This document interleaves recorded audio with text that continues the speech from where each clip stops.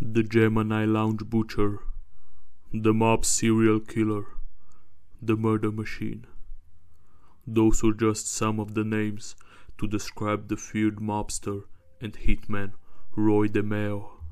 This is going to be a video about his life, death, and his horrific murders, so stick around. It's gonna truly blow your mind. But before we start, please like the video and subscribe to the channel.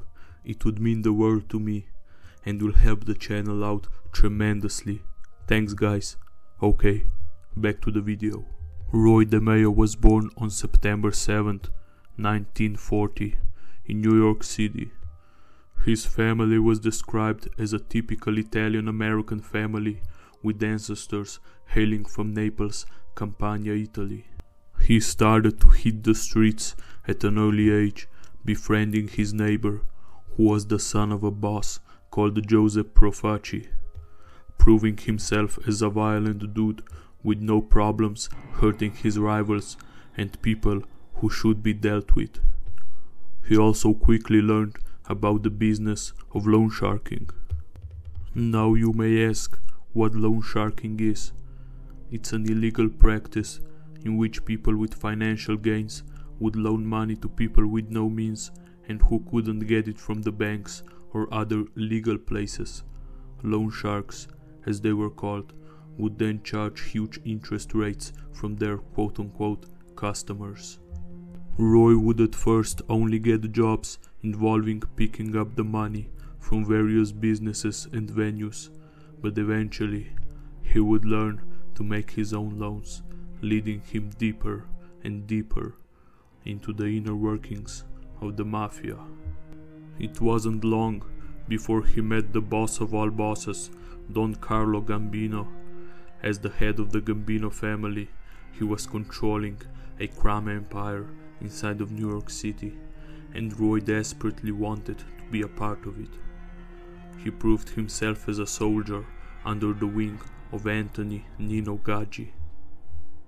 Nino had the influence and the connections that Roy wanted, and Roy had the ability to make lots of money by loan sharking. It was the year 1972 that Roy DeMeo, at the age of 32 and already a respected member, would commit his first murder for the Gambinos. You see, at that time DeMeo and Gaggi were extorting an adult film business. But when the firm got raided and its owners arrested, one of them being a man named Paul Rothenberg, he snapped and wanted to tell the cops everything about Roy in a deal he made with them. But Roy just couldn't let that happen.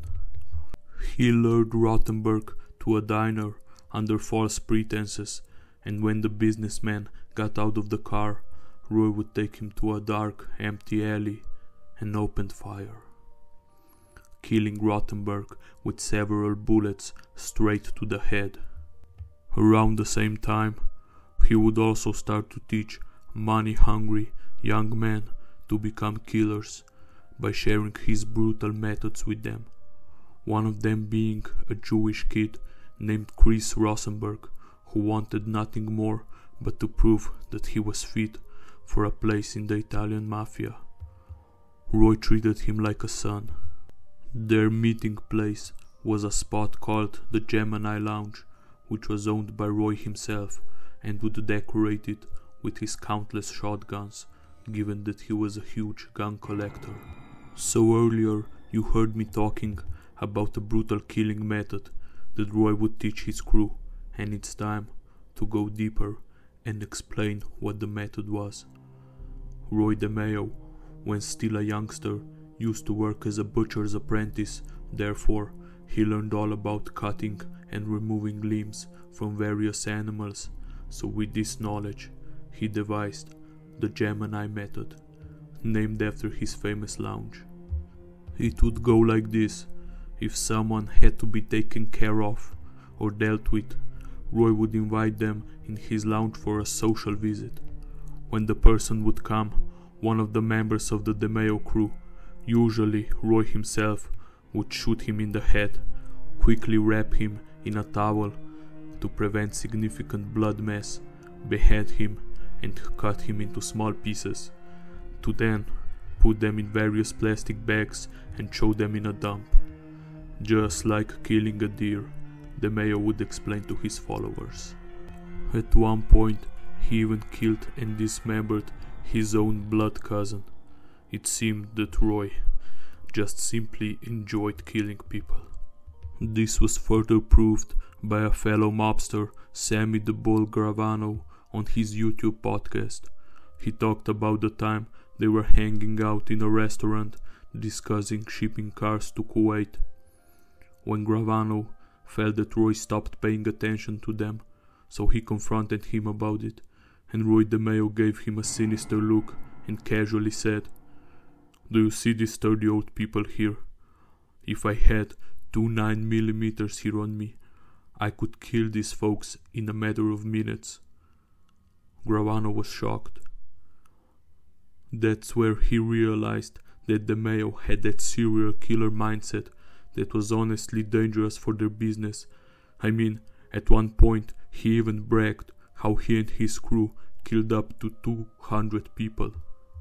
But it seemed like luck was on DeMeo's side, cause when in 1976 Don Carlo Gambino passed away, his second in command, Paul Castellano or Big Paul, would occupy his place in the family.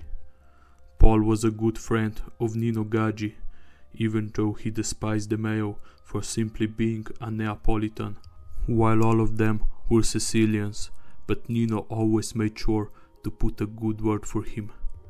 So with his help, he became a made man and a true member of the Gambino crime family. But Roy was careless. He was dealing drugs, even though the family were against it, and had a reputation as a killer in the streets and in the FBI offices. A man who was capable of killing people just for the sheer fun of it could not be trusted. Then in 1979, a man that Roy would view as his own son, Chris Rosenberg, made a fatal mistake. He got involved in a deal with the Cubans, and when it was time to give them the money, Chris would shoot them and fled the situation. So Paul and Nino ordered Roy to take care of Chris, aka murder him. But Roy was hesitant, and they started to really pressure him, so he finally gave in and invited Chris to the lounge and shot him in the head. But soon after, one of the other members of the DeMeo crew was arrested for murder, and when interrogated, he gave the police Roy's name. That was the time that Big Paul decided to have Roy DeMeo murdered, so he gave the order to John Gotti. But John declined, because he knew what Roy and his crew were capable of and didn't want to experience it on his own skin. So Nino Gaggi took the order to make Roy DeMeo a memory, as they would say. So on January 10th, 1983, Nino invited Roy to a meeting, and when he arrived and took off his leather jacket, Nino shot him in the head and stuffed his body in the trunk of his own car. The body was rotting there for 10 whole days before being discovered by the police. Thank you guys so much for watching. If you enjoyed the video, leave a like and subscribe to the channel, and I will see you in the next one.